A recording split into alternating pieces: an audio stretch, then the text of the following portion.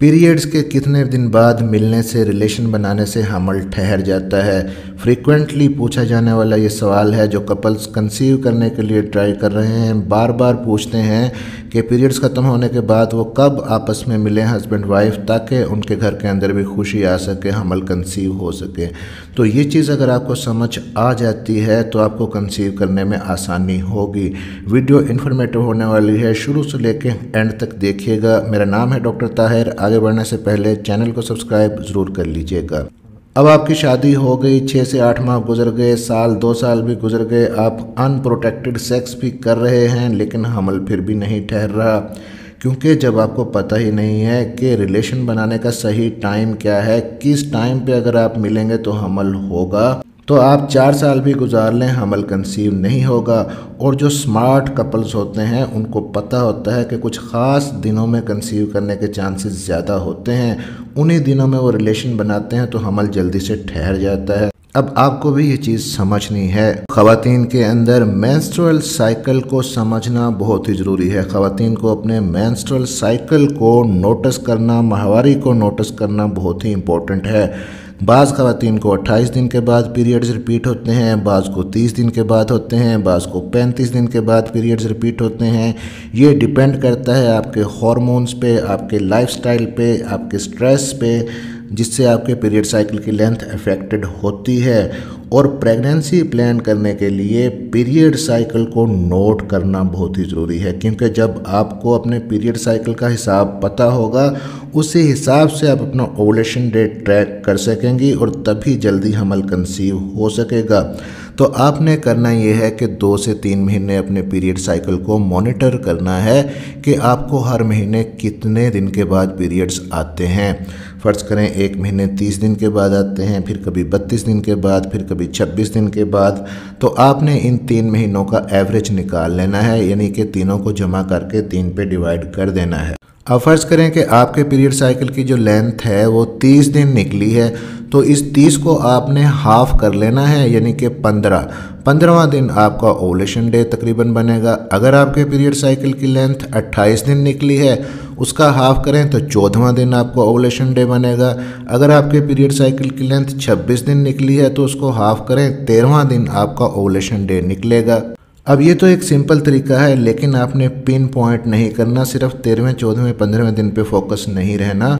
अब चूँकि आपके साइकिल के जो पहले 15 दिन होते हैं, इनके अंदर आपके अंदर कुछ हार्मोनल चेंजेस जो आते हैं, उनके अंदर ईस्ट्रोजन हार्मोन पीक पे जाना ज़रूरी होता है।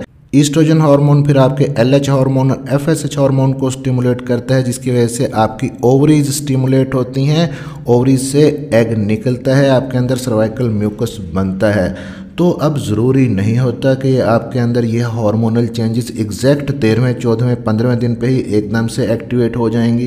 तो इसलिए इससे भी स्मार्ट तरीका ये है, समझदार कपल्स क्या करते हैं कि वो बिल्कुल 13वें, 14वें दिन पे रिलेशन नहीं बनाते, सिर्फ उसी को जहन में नहीं रखते। वो अपने पीरियड साइकिल में से एक फ़िक्स टाइम फ्रेम ले लेते हैं, उन्हीं दिनों में हम बिस्तरी करते हैं, तो उनका ओवुलेशन डे कभी भी मिस नहीं होता। अब जिस दिन आपको मेंसेस की ब्लीडिंग आई, उसके बाद 4 से 5 दिन आपके ब्लीडिंग में गुजर जाते हैं। अगले जो 2 से 3 दिन होते हैं वो बहुत ज़्यादा इम्पोर्टेंट नहीं होते, माँ सिवाय ऐसी ख़वातीन के जिनका पीरियड साइकिल बहुत ही शॉर्ट हो, उनको 20 या 22 दिन के बाद माहवारी आ जाती हो, तो उनको अगले 2 से 3 दिन में भी हमल ठहर सकता है। लेकिन जहाँ पे पीरियड साइकिल की लेंथ 28 दिन है, 30 दिन है, तो वहाँ पे माहवारी की ब्लीडिंग ख़त्म होने के बाद 2-3 दिन ऐसे होते हैं जहाँ पे आपके चांसेस बहुत ही कम होते हैं कंसीव होने के। उसके बाद जो 10वां दिन होता है, 10वें दिन से आपने ट्राई शुरू करनी है और 20वें दिन तक हस्बैंड वाइफ आपस में रिलेशन बनाते रहें। एक दिन छोड़कर एक दिन मिलें, अल्टरनेट डेज पे मिलें, यानी 10वें दिन मिलें, फिर 12वें दिन मिलें, फिर 14वें दिन, फिर 16वें दिन, फिर 18वें दिन, फिर 20वें दिन। और किसी कैलकुलेशन की ज़रूरत नहीं है। और फिर उसके बाद अपने पीरियड्स आने से पहले का जो 1 हफ़्ता होता है वो भी छोड़ दें, उसमें भी आपके कंसीव करने के चांसेस नहीं होते। उस वक्त तो स्पेशली इम्प्लांटेशन हो रही होती है और आपको और ज़्यादा केयर करनी होती है, रिलेशनशिप नहीं बनाना होता। अब अल्टरनेट डेज पे मिलने का फ़ायदा क्या है, क्योंकि मेल का जो स्पर्म है वो 3 से 4 दिन तक ज़िंदा रहता है जब एक दफ़ा फीमेल के अंदर चला जाता है। लेकिन यहाँ पे एग का ड्रॉबैक ये है कि एग इतनी देर ज़िंदा नहीं रहता औरत के अंदर, एक दफ़ा निकलने के बाद सिर्फ 18 से लेकर 24 घंटे तक ही ज़िंदा रहता है।